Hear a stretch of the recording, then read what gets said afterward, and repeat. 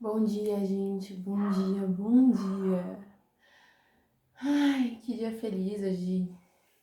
Segundo a data que é comum a todos nós, é Dia dos Pais. E nessa manhã eu fui muito grata a Deus mesmo e chamei Ele de Pai.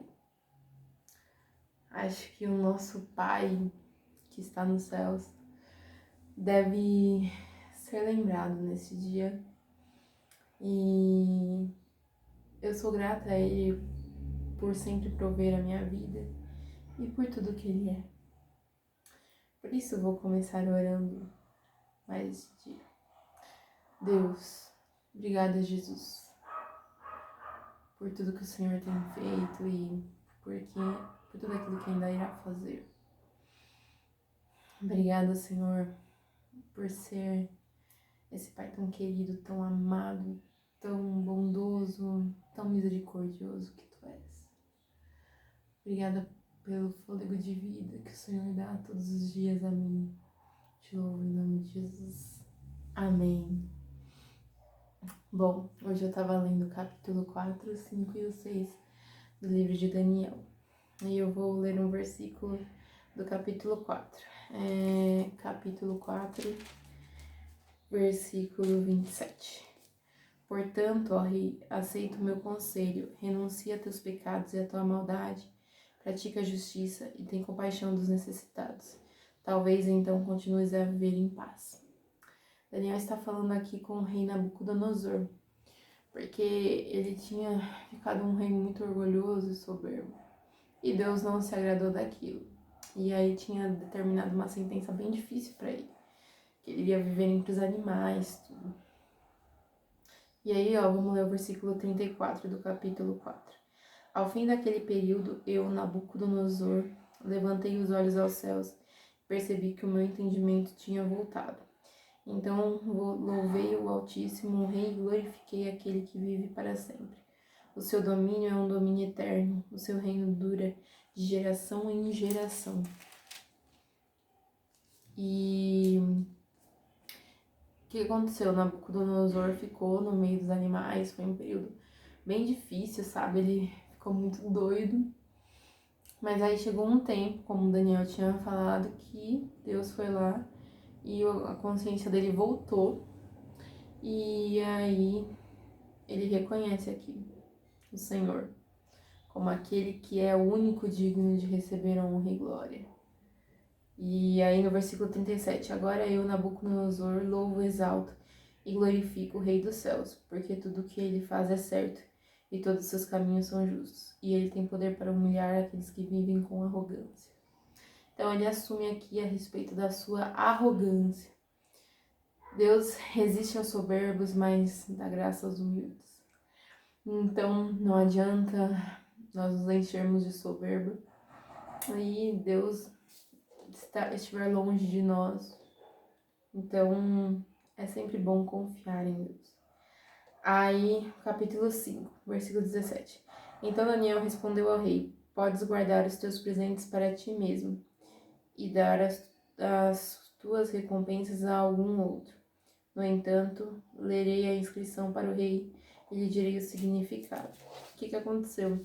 O rei Belsazar aqui, ele deu um banquete e tal, só que aí ele tocou nos vasos ou nos jarros, sei lá, nas taças, sei lá, sagradas do povo judeu.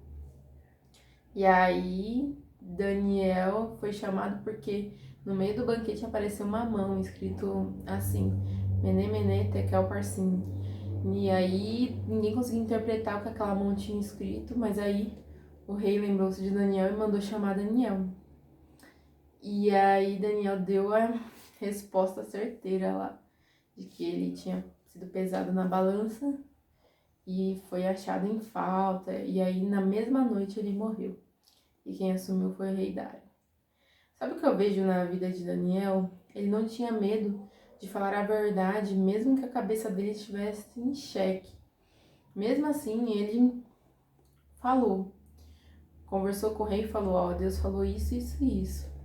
Acho que na nossa vida a gente também deve ser assim. Não devemos temer dar uma palavra vinda de Deus ou colocar o que Deus deseja, sabe? Capítulo 6, versículo 3. Ora, Daniel se destacou tanto entre os supervisores e os sátrapas por suas grandes qualidades que o rei planejava colocá-lo à frente do governo de todo o império. Aqui já é um texto que todo mundo conhece, que é o texto de Daniel na Cova dos Leões. E aqui fala sobre o destaque de Daniel, porque Daniel ele fazia tudo com muita dedicação, mas em cima eles falam das qualidades de Daniel, que Daniel era um homem que tinha muitas qualidades. Então, né? Versículo 10 do capítulo 6. Quando Daniel soube que o decreto tinha sido publicado, foi para casa, para o seu quarto, no andar de cima, onde as janelas davam para Jerusalém, e ali fez o que costumava fazer. 3 vezes por dia ele se ajoelhava e orava, agradecendo ao seu Deus. Ou seja, Daniel foi orar, porque o rei tinha colocado um decreto que iria matar quem falasse, orasse a outro Deus, se reverenciasse a outro Deus. E esse foi um jeito que o pessoal lá que estava querendo derrubar Daniel achou de fazer com que ele saísse do governo e fosse morto. E aí Daniel fez o que? Foi orar. Que a nossa resposta sempre será a oração. Em todo tempo, seja momentos difíceis ou não, a oração sempre deve estar presente na nossa vida.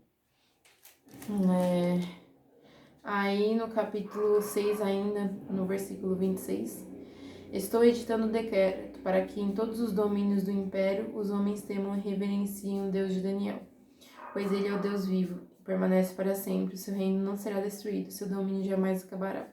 Ele livre e salva, faz sinais e maravilhas nos céus e na terra. Ele livrou Daniel do poder dos leões. Aqui o rei reconhece que quem livrou Daniel da cova foi Deus. E eu acho que é assim na nossa vida também. Quem nos livra de tudo, do pecado, quem nos livra das tentações, quem nos preserva de tudo sempre é Deus. Ele nos ama. Ele é um pai muito amoroso e ele cuida de nós como filhos. Ele tem um amor eterno. Gente, estamos aí falando sobre o livro de Daniel. Que você tenha um ótimo domingo em família, com o seu pai. Quem não tem pai, que você possa se apegar sempre a alguém. Porque existem pessoas que também são pessoas boas conselheiras, que cuidam de nós também. Mas sempre lembre do seu pai. Talvez ele não tenha sido um bom exemplo também, ou alguém muito presente, mas Deus te ama e Ele vai colocar pessoas na sua vida e Ele vai continuar te amando sempre. Como um pai, Ele supre as necessidades. Beijo, Deus abençoe vocês.